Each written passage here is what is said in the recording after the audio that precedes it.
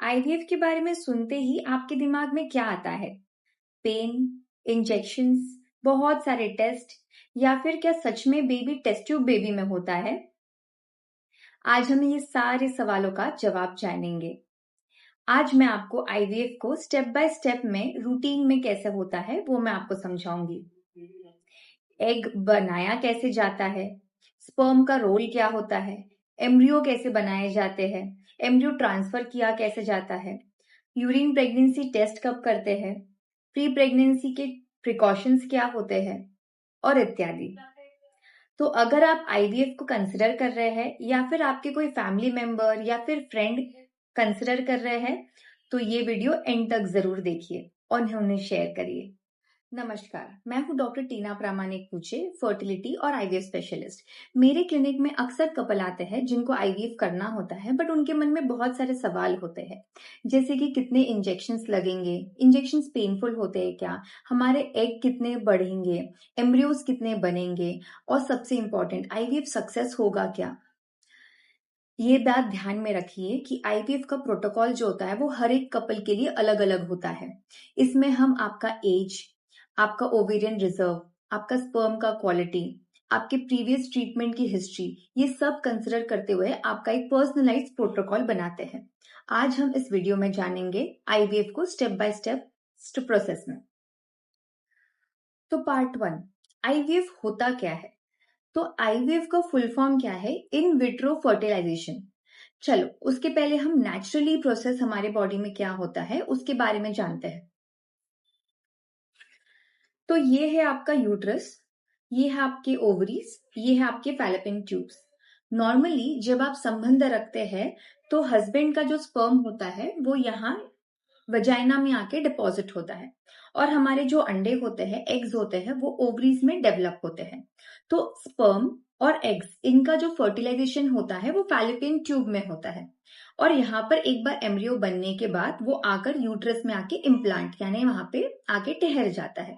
इसको बोलते हैं फर्टिलाइजेशन। ये नॉर्मल प्रोसेस में होता है। आईवीएफ में हम क्या करते हैं, जो आपके अंडाशय है, अंडाशय को अच्छे से उसको स्टिमुलेट करते हैं। एक नहीं, एक से बहुत ज्यादा बढ़ के जितने मैक्सिमम पॉसिबल हो उतने फॉलिकल्स को बढ़ाने का प्रयत्न करते हैं इंजेक्शंस के थ्रू। उसके बाद हम लोग एक बारीक सुई लेकर वजाइना के थ्रू यहां से हम लोग एग रिट्राइवल करते हैं। तो एग बाहर निकालते हैं और स्पर्म और एग को बाहर लेबोरेटरी में फर्टिलाइज करते हैं। इसको बराबर प्रॉपर टेम्परेचर और एनवायरनमेंट में इसको ग्रो करते हैं, आपके एम्ब्रियोज को ग्रो करते हैं और उसके बाद एक पर्टिकुलर टाइम आने के बाद वही एम्ब्रियो को आप ही के यूट्रस में आके इम्प्लांट करने की कोशिश करते हैं।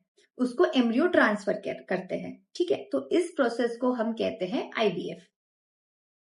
तो आईवीएफ का मतलब ये नहीं होता है कि आपका बेबी टेस्ट ट्यूब में ग्रो हो रहा है। सिर्फ इनिशियल जो पीरियड होता है वो हम लेबोरेटरी में फर्टिलाइज करते हैं, एम्ब्रियो को थोड़ा दिनों तक कल्चर करते हैं और उसके बाद आप ही के बेबी को आप ही के एम्ब्रियो का आप ही के यूट्रस में आके इम्प्लांट करवा देते हैं। उसे आईवीएफ कहते हैं। तो पार्ट 2, आईवीएफ जरूरत किन लोगों के लिए होती है?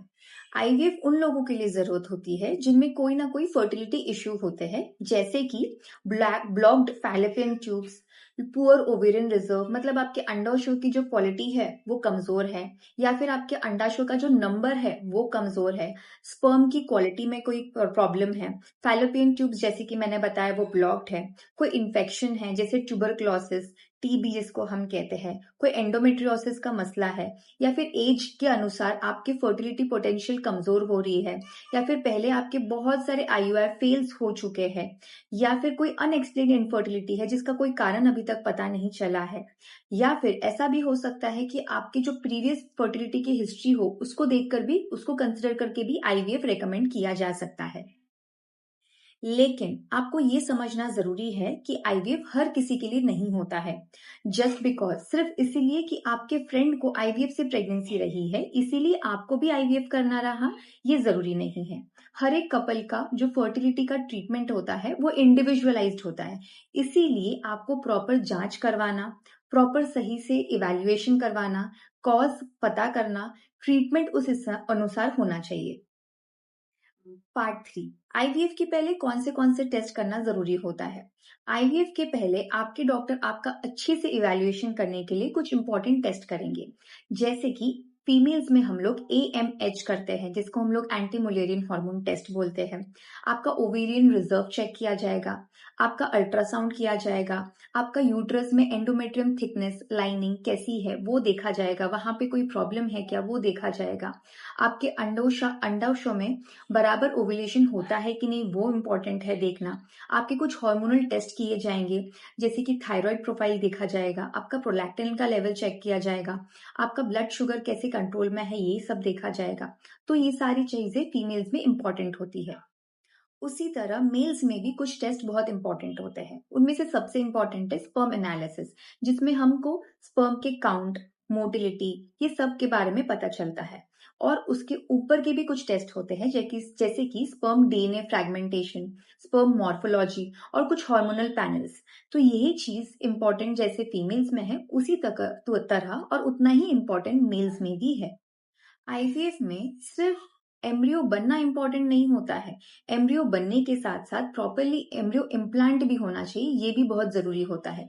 इसलिए कंप्लीट फीमेल और मेल इवैल्यूएशन आईवीएफ के पहले जरूरी है।